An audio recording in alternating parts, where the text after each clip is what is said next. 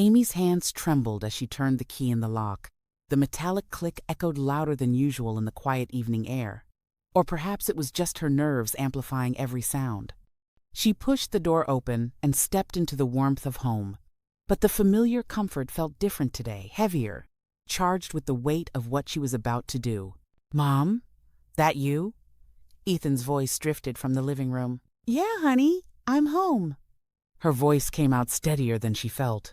She set her purse on the entryway table and caught her reflection in the hallway mirror. 48 years old. And today, she looked every single one of them. Dark circles shadowed her eyes, evidence of the sleepless nights she'd endured for the past 3 weeks, ever since she'd made her decision. Her auburn hair, usually pulled back in a neat ponytail, hung loose and slightly disheveled. She looked like a woman carrying the world on her shoulders. Because she was, Amy found Ethan sprawled on the couch, laptop balanced on his knees, textbooks scattered around him like islands in a sea of cushions. He'd grown into such a handsome young man, with his deep brown eyes that could light up a room. Looking at him now, 18 years old, and on the cusp of everything, her heart both swelled with pride and fractured with fear. "How was work?" he asked absently, not looking up from his screen. "Fine, long." She paused, watching him. "Where's your dad?" "Still at the office. Said he'd be late." Ethan glanced up then, and his expression shifted. "Mom, you okay? You look tired," she finished for him, managing a weak smile. Just tired, but it was so much more than tired. For 17 years, she had carried this secret, this truth, that both defined and threatened to destroy everything they had built. And lately, the weight of it had become unbearable. 3 weeks ago, she had run into Janet Morrison at the grocery store, Janet, whose daughter had been in Ethan's kindergarten class. "It's so wonderful what you did," Janet had said, her voice pitched low and confidential. "Taking in that poor, abandoned baby. Not everyone would have done that." The words had hit Amy like ice water. If Janet knew, after all these years, who else knew? How long before someone said something to Ethan? How long before her son heard his own story from a stranger's lips? That night, she had lain awake beside Ben, the darkness pressing down on her chest. Ethan deserved to know. He deserved to hear it from her, not from some well-meaning acquaintance who saw his adoption as a heartwarming anecdote rather than the foundation of his entire life. "Mom, seriously, are you sure you're okay?" Ethan had closed his laptop now, concern etched across his features. Amy crossed to the couch and sat beside him, her hand finding his. His fingers were so long now, so much stronger than that tiny hand that had gripped hers 18 years ago. "I'm fine, sweetheart," she said softly. "But we need to talk. When your dad gets home, we need to have a family conversation." Something in her tone made Ethan's eyes widen slightly. "Is everything all right? Are you sick? Is Dad—" No, nothing like that." She squeezed his hand. "Everyone's healthy. It's something I should have told you a long time ago." The words hung in the air between them, and Amy saw the questions forming in her son's eyes. But before he could voice them, she stood up. "I need to start dinner," she said, more to escape than from any real hunger.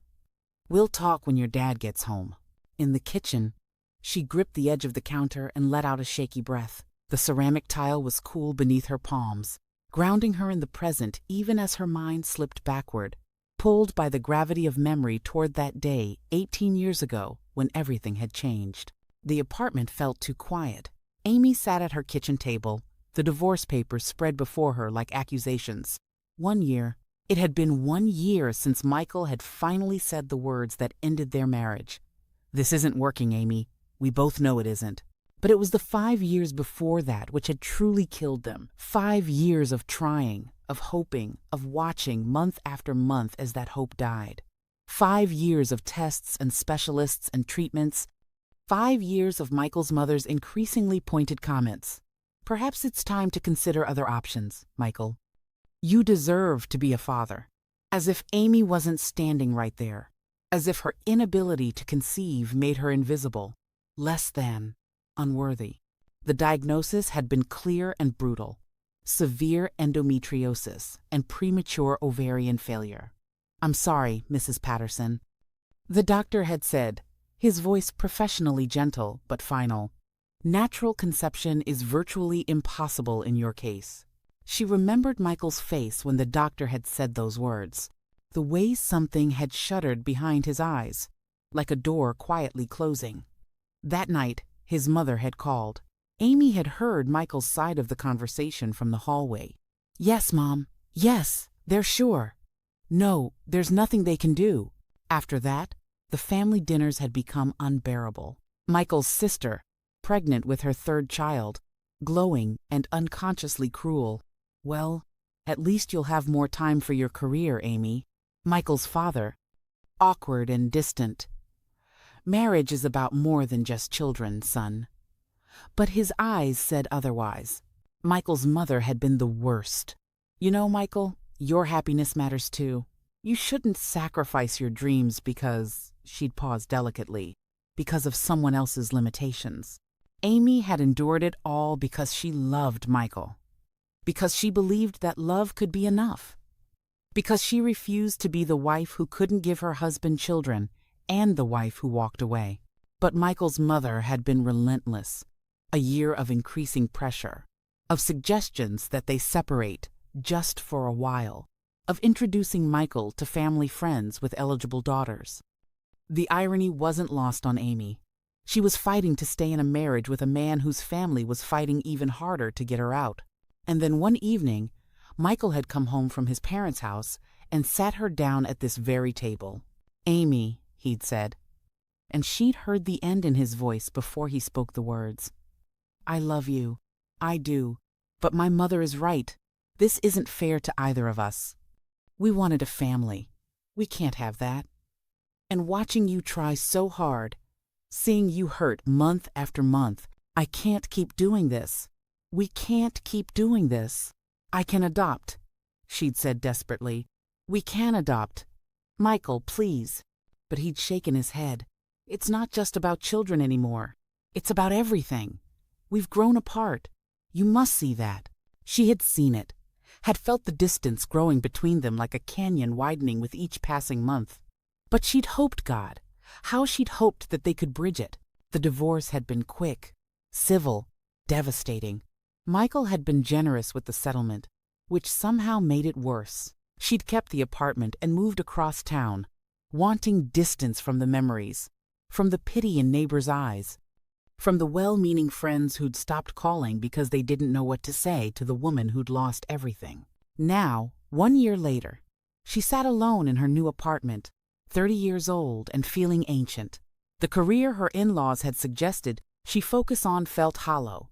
Her marketing job paid well, but at the end of each day, she came home to silence, to absence, to a future that stretched out before her, empty and unchanging. That night, she cried herself to sleep, something she'd promised herself she wouldn't do anymore. And then she dreamed. In the dream, she stood in a hallway, long and white and sterile, hospital-like, but not quite.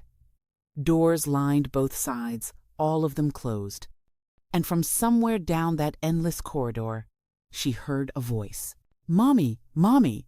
A child's voice, desperate and pleading. A little boy, though she couldn't see him. "Mommy, where are you?" Amy ran toward the voice, her heart pounding, doors flashing past in a blur. The voice grew louder, more urgent. "Mommy, I need you. Mommy." She reached the end of the hallway, and there was one final door. She knew that he was behind it. Her son, hers. She reached for the handle. Amy jolted awake, gasping, her cheeks wet with tears. Her heart hammered against her ribs. The dream had been so vivid, so real. She could still hear that voice echoing in her mind. "Mommy, where are you?" She sat up in bed, trembling. The digital clock on her nightstand read 3:47 a.m. Outside her window, the city slept on, indifferent to the earthquake that had just shifted something fundamental inside her chest. A child was calling for her child. She knew, with a certainty that defied logic, that she was meant to be someone's mother, that somewhere out there a child needed her.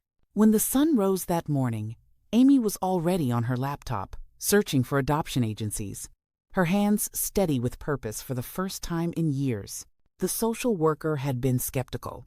"Miss Patterson, I appreciate your enthusiasm, but you have to understand, single-parent adoptions are complicated. The process is rigorous, and preference is usually given to couples." "I understand," Amy had said firmly, "but I'm financially stable.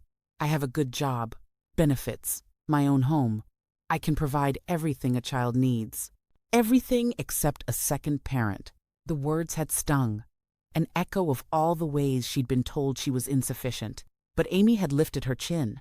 "Some children don't get any parents. I'm offering to be a good mother. That has to count for something." 3 weeks later, the agency had called. Would she be willing to consider a special needs case?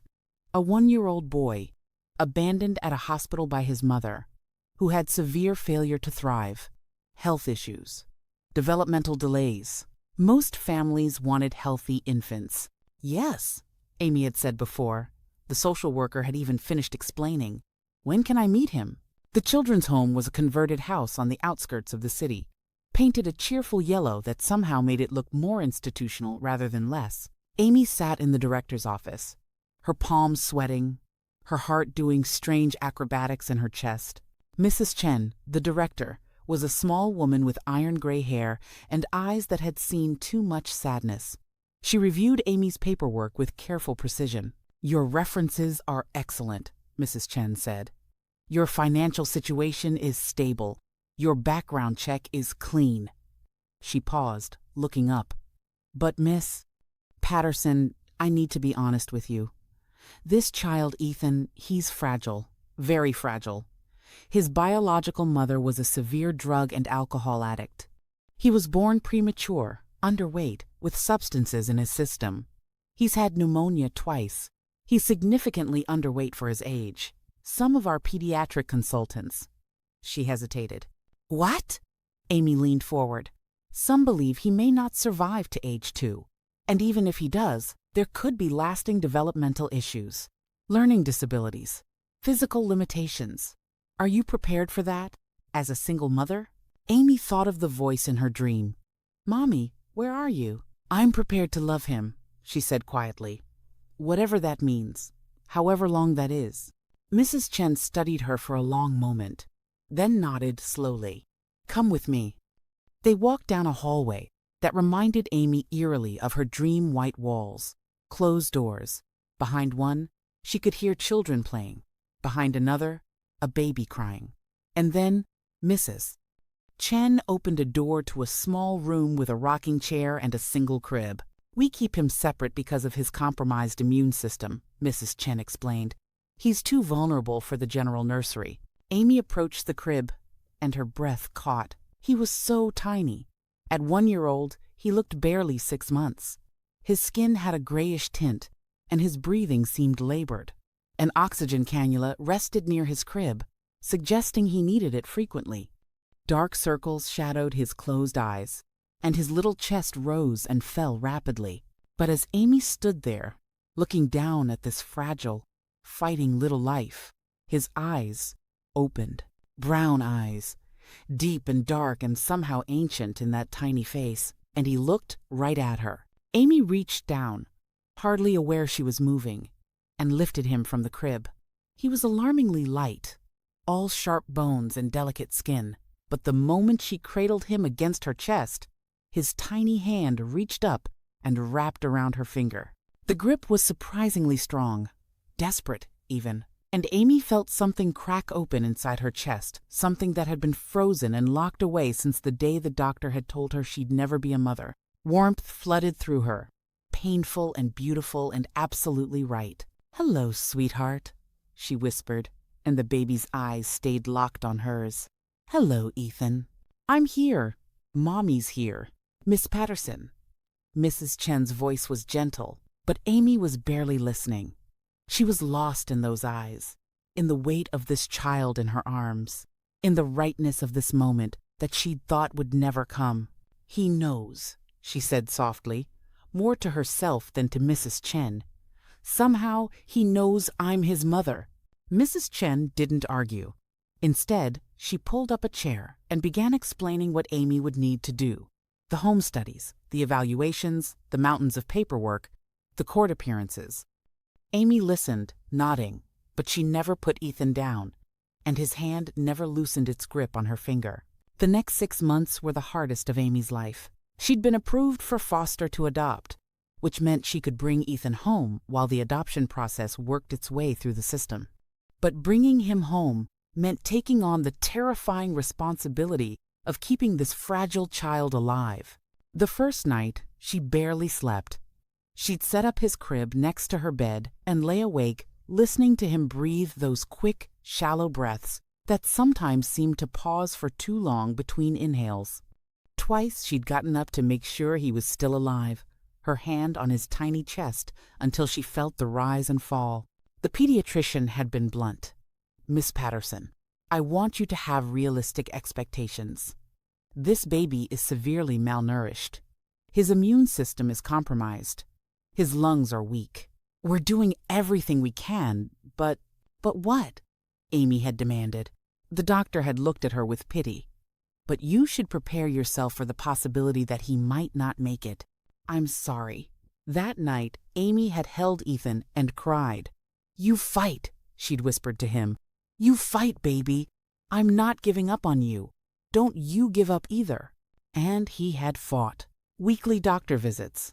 Bi-weekly visits sometimes. Specialized formula. Medications. Breathing treatments. Amy learned to use a nebulizer, to read his oxygen levels, to recognize the subtle signs that he was declining. She learned to wake at 2 a.m. and 4 a.m. and 6 a.m. to check on him, to feed him, to simply make sure he was still breathing. Work had been understanding at first, then concerned, then increasingly impatient with her frequent absences and her exhaustion-induced mistakes. But Amy couldn't bring herself to care. Her entire world had narrowed to one thing: keeping Ethan alive. She had no social life. Her friends, the few who'd stayed in touch after the divorce, gradually stopped calling. Her family was distant, both geographically and emotionally, and her mother's occasional phone calls were filled with barely concealed disapproval. A sick baby, Amy? As a single mother? What were you thinking? But Amy had never been more certain of anything in her life. There were victories. Small at first, then larger.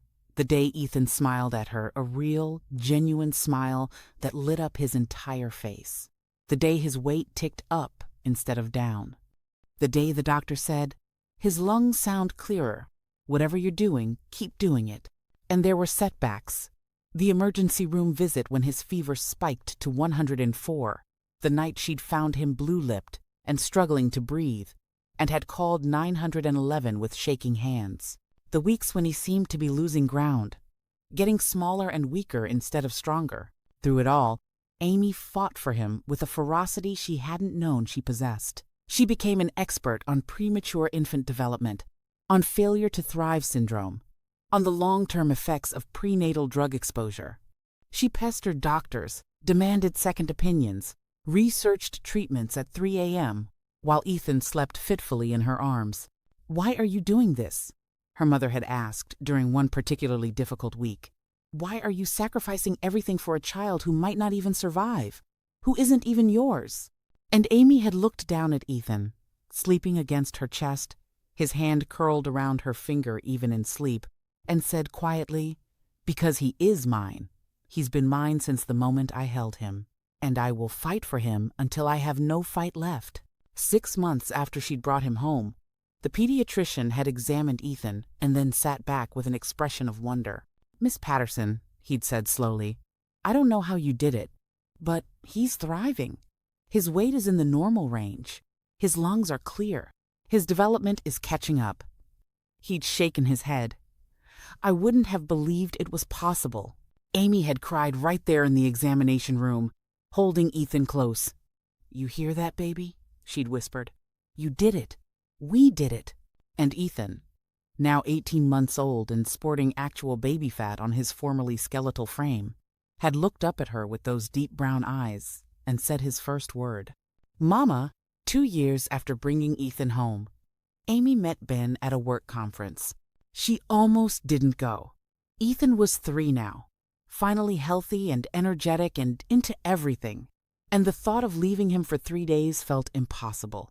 But her boss had insisted, and her neighbor, Mrs. Rodriguez, a grandmother of 6 who'd fallen in love with Ethan, had offered to watch him. "You need a break, mija," Mrs. Rodriguez had said firmly. "You've been a wonderful mother, but you also need to remember you're a person too." So Amy had gone, reluctantly, to the marketing conference in Chicago. She'd met Ben in the hotel lobby when she'd been struggling with her suitcase and a coffee simultaneously. He'd caught the coffee cup just before it tipped, his hand steady and his smile warm. "Crisis averted," he'd said, handing it back to her. "Thank you." She'd smiled back, noting his kind eyes, his easy manner. "I'm usually more coordinated than this. Conference fatigue already? It hasn't even started yet." They'd laughed, introduced themselves, and somehow ended up sitting together during the keynote speech. And then at lunch. And then at dinner. Ben was a graphic designer, divorced for 4 years, no children. He was funny without trying too hard, thoughtful without being performative about it. He listened when she talked, really listened. And when she mentioned Ethan because she couldn't not mention Ethan, his face had softened with genuine interest. "He's 3? That's a great age." "The best," Amy had agreed. "Although he's discovered the word why and uses it approximately 4,000 times a day." Ben had laughed. "My nephew is the same way. Drives my sister crazy." They'd exchanged numbers, and Amy had expected it to end there. A pleasant conference connection that would fade into memory. But Ben had called her the day after she got home. "I know this is forward," he'd said, "but I haven't been able to stop thinking about you. Would you like to have dinner? In your city, I mean. I could drive down this weekend." Amy's first instinct was to say no. She didn't date. Her life was Ethan, her job, keeping their small world running smoothly. There wasn't room for complications. But something made her hesitate. "I have my son every weekend," she'd said carefully. "I don't have a babysitter." "What if I came to you then? I could bring pizza. We could keep it casual. If Ethan's there, that's fine. Better. Actually, I'd like to meet him." That should have been a red flag, Amy thought later. What single guy actually wanted to meet a woman's 3-year-old on a first date? But Ben's voice had been so genuinely warm that she'd found herself saying yes. The following Saturday, Ben had arrived with pizza, a bottle of wine, and to Amy's surprise, a small toy dinosaur. "I wasn't sure what he was into," Ben had said with an endearingly nervous smile. "But I figured dinosaurs are pretty universal at 3. Ethan had peeked out from behind Amy's legs, suspicious of this stranger in their home. But when Ben had crouched down to his level and held out the dinosaur, saying, "I'm Ben. Is it okay if I visit for a while?" Ethan had slowly reached for the toy. Within 20 minutes, they'd been on the living room floor together, Ethan explaining an elaborate story about the dinosaur fighting dragons. A concept he'd gotten confused, but which Ben had gamely gone along with. Amy had watched from the kitchen doorway, her heart doing something strange and unfamiliar in her chest. This man, this near stranger, was on her living room floor playing make-believe with her son, and he looked happy about it. They dated for 6 months before Ben met anyone in Amy's life besides Ethan. She'd been cautious, protective, afraid of letting anyone close enough to hurt either of them. But Ben had been patient, understanding her need to move slowly, never pushing for more than she was ready to give.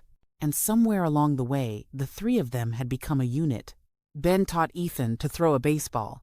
He read him bedtime stories in funny voices. When Ethan had nightmares, Ben was there alongside Amy, soothing him back to sleep. And when Amy confessed finally, nervously, that Ethan was adopted, that he'd nearly died, that loving him meant accepting a complicated past, Ben had simply pulled her close and said, "He's an amazing kid. You're an amazing mom. That's all I need to know." They married when Ethan was 5. It was a small ceremony in their backyard, with Ethan as the ring bearer, taking his job with utmost seriousness. During the vows, Ben had turned to Ethan and knelt down.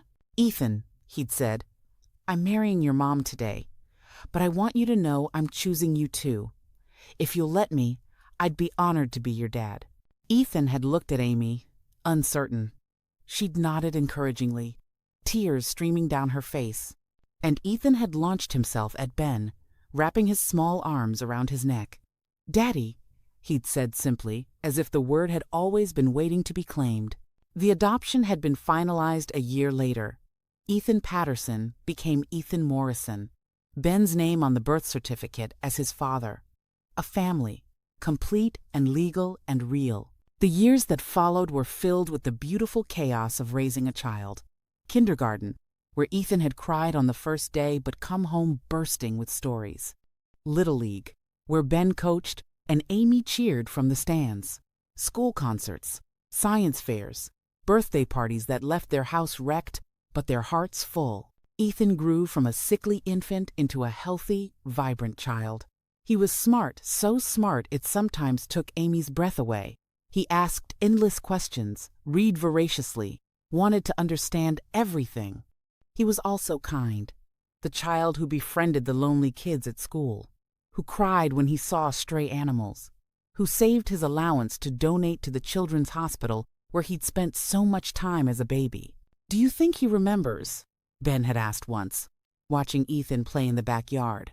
"How sick he was." "I don't know," Amy had said, "but I remember.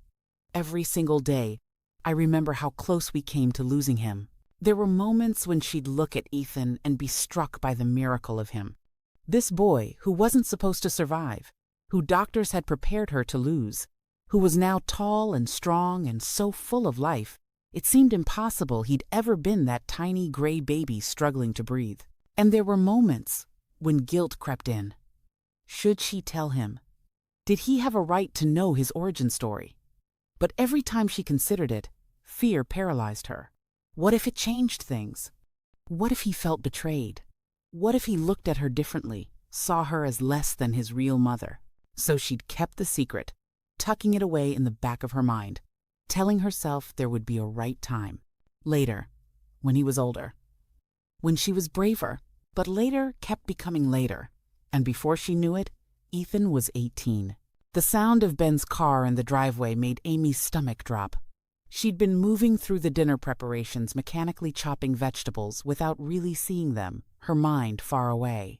Ethan had retreated to his room, giving her space she hadn't asked for but apparently needed.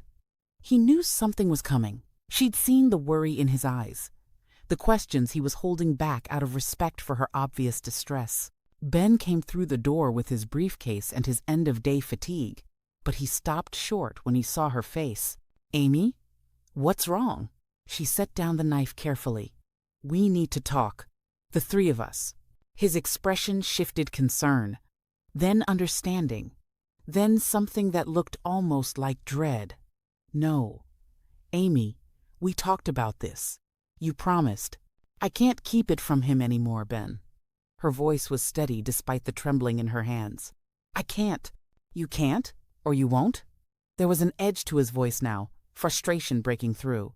"He's happy, Amy. We're happy. Why do you want to disrupt that?" "Because it's his truth." She kept her voice low, aware of Ethan upstairs, but the intensity was there. It's his story, and he deserves to know it. He's 18 years old. He's about to start college. This is the worst possible time. "There is no good time for this, Ben." Amy moved toward him, needing him to understand. "I ran into Janet Morrison. Do you remember her? Allison's mom from kindergarten?" Ben's jaw tightened. "What did she say?" "She congratulated me on taking in that poor abandoned baby." Amy's voice cracked. "She knows, Ben. If she knows, others know. How long before someone says something to Ethan? How long before our son hears about his own adoption from a stranger at the grocery store?" "So you're doing this to protect yourself?" "I'm doing this to protect him!" The words came out louder than she intended, and Amy pressed her hand to her mouth, fighting for control. When she spoke again, her voice was barely a whisper. "I'm doing this because I love him, because he deserves to hear it from me, not from someone who sees him as a feel-good story." Ben was quiet for a long moment, his hands clenched at his sides. Finally, he exhaled heavily. I hate this. I hate that we have to do this to him. I know. He's going to be hurt. I know. What if? Ben's voice broke. What if he decides we're not his real parents? Amy crossed the space between them and took his face in her hands. Ben, you are his real parent. You've been his father since he was 3 years old. You taught him to ride a bike.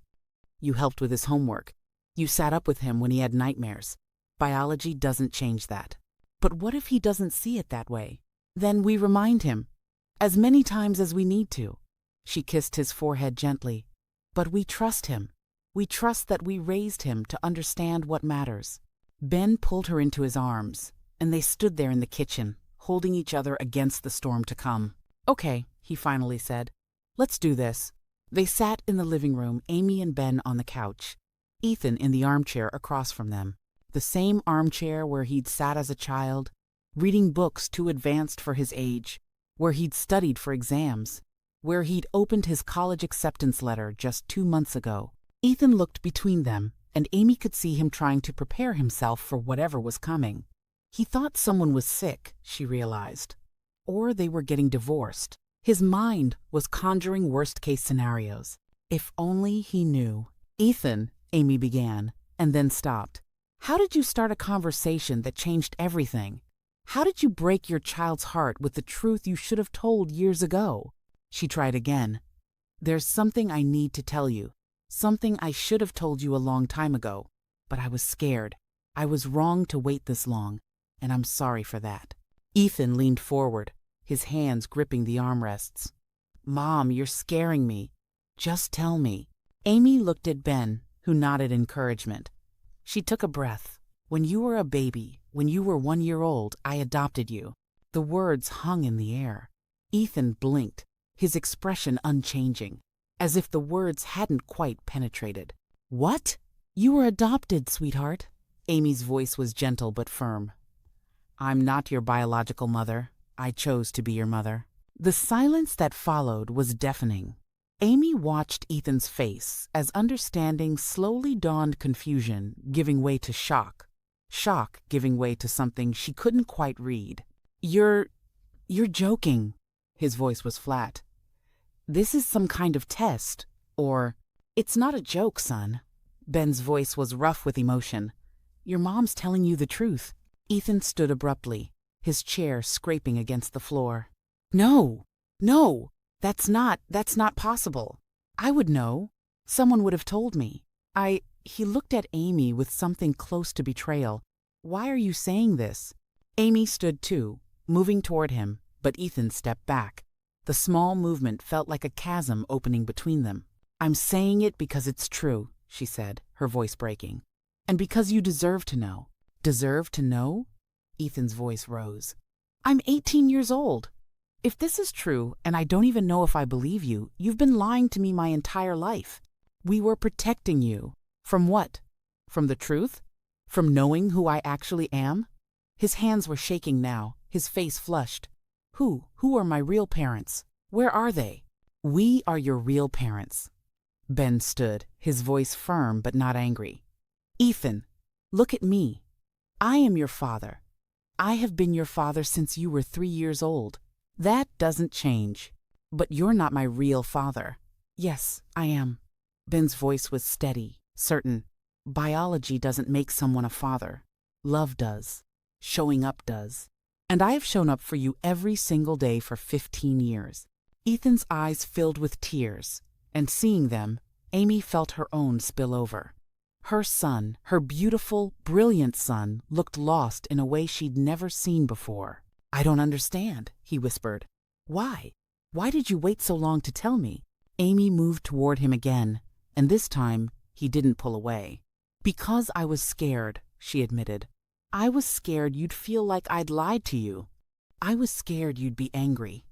I was scared, her voice broke completely. I was scared you wouldn't want me to be your mother anymore. Mom.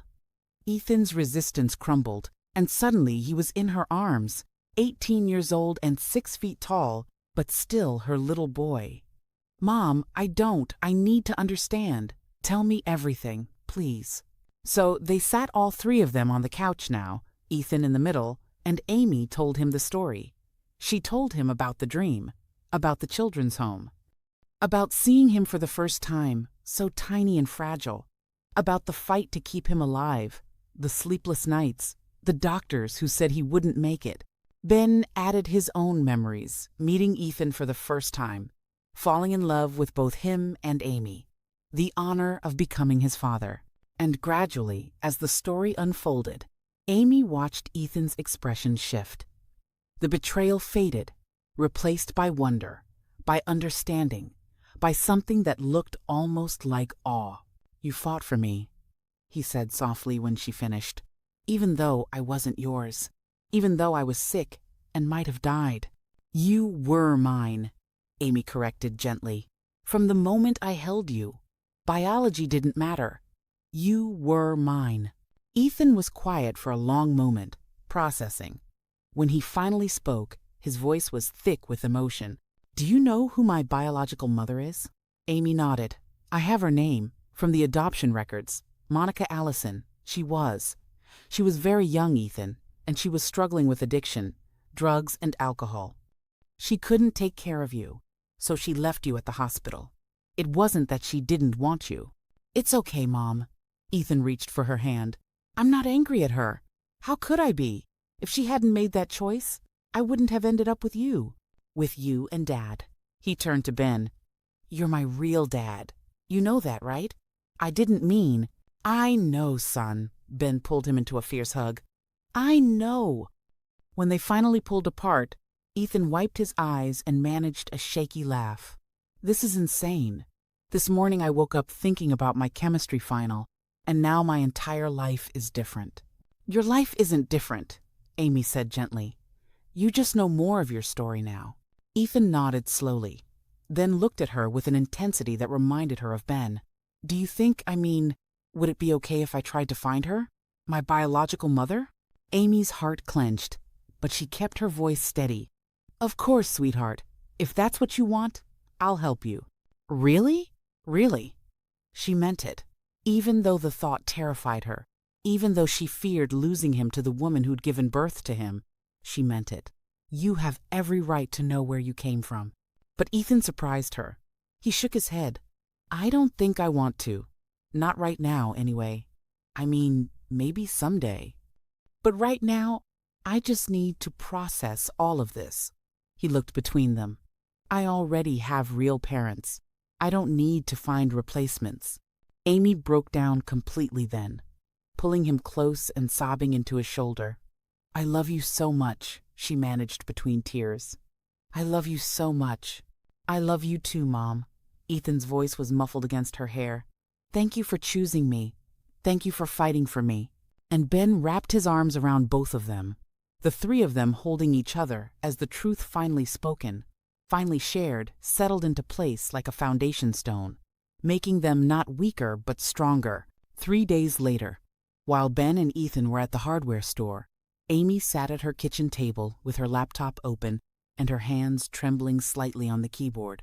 She'd told Ethan she would help him find Monica if he wanted, but Ethan had said he didn't need to look, that he already had the parents he needed. But Amy couldn't let it rest, because somewhere out there was a woman who'd made an impossible choice 18 years ago, a woman who'd given up her son because she loved him enough to know she couldn't care for him, a woman who'd given Amy the greatest gift of her life, and Amy needed to tell her thank you. The search was easier than she'd expected. Monica Allison had a Facebook profile. The privacy settings were minimal, and within minutes, Amy was looking at photos of a woman in her early 40s, thin, with tired eyes and a hesitant smile. The profile listed her as living in Riverside, about 2 hours away. Amy's finger hovered over the message button for a long time. What did you say to the woman who'd given you your son? How did you even begin that conversation? In the end, she kept it simple. My name is Amy Morrison.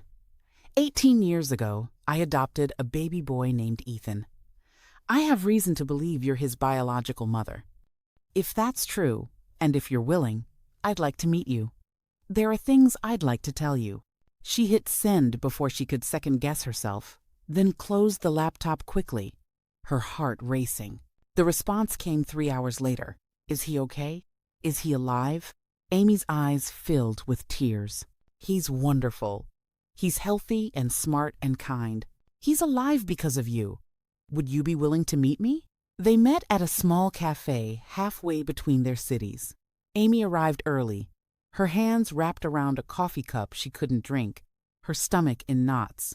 When Monica walked in, Amy recognized her immediately from the photos. But in person, she looked smaller somehow, fragile. Her hands shook as she ordered a tea, and when she sat down across from Amy, her eyes were already wet. "Thank you for meeting me," Amy said softly. "Thank you for coming." Monica's voice was barely audible. "I never thought I hoped someone had adopted him, but I never knew for sure. The social worker said they couldn't tell me, that it was better if I didn't know." "They told me the same thing," Amy admitted, "that it was better to make a clean break. But I needed to find you. I needed to tell you." She pulled out her phone and opened the photos. Monica's hands shook as Amy passed it to her. The first photo was of baby Ethan, 3 months after Amy had brought him home. Still small, but healthier. Smiling. Monica made a sound, half sob, half gasp. Her hand came up to cover her mouth. "Keep scrolling," Amy said gently. There were dozens of photos. Ethan at 5, missing his front teeth. Ethan at 10, in his Little League uniform. Ethan at his 8th grade graduation. Ethan at prom just 2 months ago, handsome in a suit, standing between Amy and Ben. Monica scrolled through them all, tears streaming down her face. When she reached the most recent photo, Ethan on his 18th birthday, blowing out candles, she set the phone down carefully and looked at Amy. "He's beautiful," she whispered. "He looks happy." "He is." Amy reached across the table, touching Monica's hand gently. "He's healthy. He's thriving. He's about to start college in the fall. He wants to be a doctor." Monica laughed through her tears. "A doctor. God." She wiped her eyes. "I was so sure when they took him from the hospital. He was so sick. I was sure he was going to die.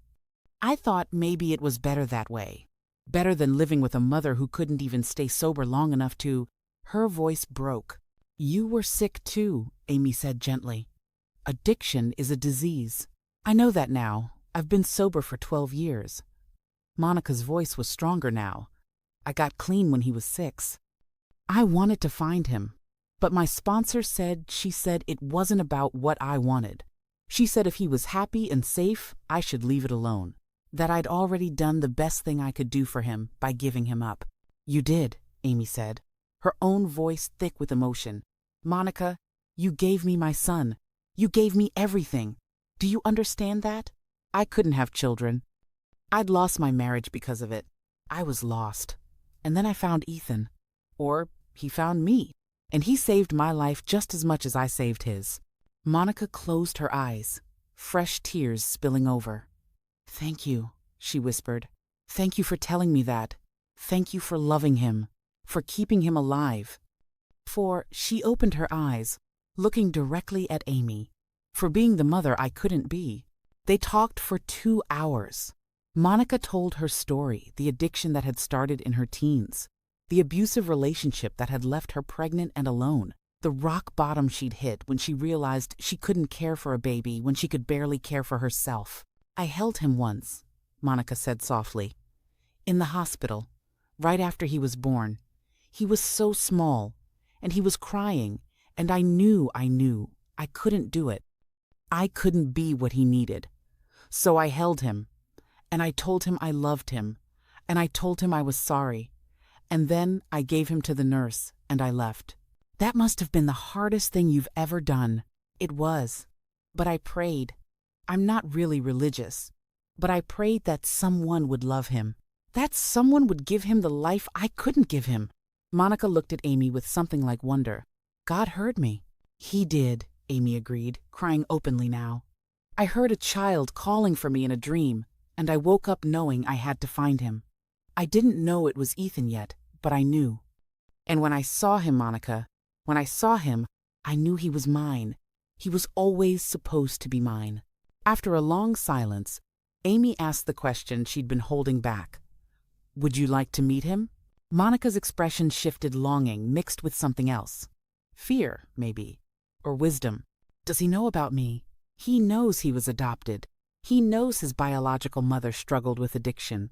He knows you gave him up because you loved him.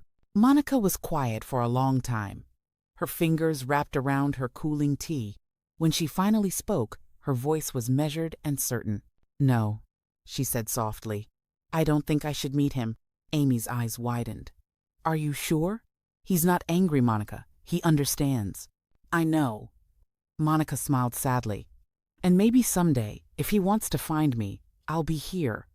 But right now, he has a mother. He has you. And from everything you've told me, from those photos, you've done an incredible job. He's loved. He's whole. I won't confuse that. You wouldn't be. I would. Monica's voice was gentle but firm. Amy, I gave up the right to be his mother 18 years ago. That was my choice, and it was the right choice. You are his mother, not me. And as much as I would love to see him, to talk to him, to know him, it's not about what I want, it's about what's best for him. And what's best for him is to not have some stranger walk into his life claiming to be his mother when he already has one. Amy felt something break open in her chest, a mixture of relief and sorrow and overwhelming gratitude. You're a good person, she whispered. You're a better person than you think you are. I'm a person who learned from her mistakes. Monica reached across the table and squeezed Amy's hand. Promise me you'll tell him something. Anything. Tell him that giving him up was the hardest thing I ever did. But watching you love him, even just hearing about it, has been the greatest gift of my life. Tell him that I think about him every single day. That I pray for him, and that I'm so grateful he ended up with you. Amy couldn't speak. She could only nod, tears streaming down her face. They sat together for a while longer, two mothers bound by one extraordinary boy. Monica asked questions about Ethan's childhood, and Amy answered them all, giving her the gift of knowing that her son had been loved beyond measure. When they finally parted, they embraced a long, tight hug that said everything words couldn't. Thank you, Amy whispered. Thank you for giving him to me. No, Monica whispered back. Thank you for taking him. Thank you for being everything I couldn't be. As Amy drove home, the sun setting in her rearview mirror, she felt a peace she hadn't known she'd been missing. The circle was complete now. The story had come full. Amy found Ethan and Ben in the living room when she got home, playing video games and laughing over some inside joke she'd missed. The sound of their laughter filled the house, warm and bright and perfect. Mom, Ethan paused the game. We were about to order pizza. You hungry? She crossed to the couch and sat between them, wrapping an arm around Ethan's shoulders. He leaned into her easily, naturally, the way he'd done since he was small.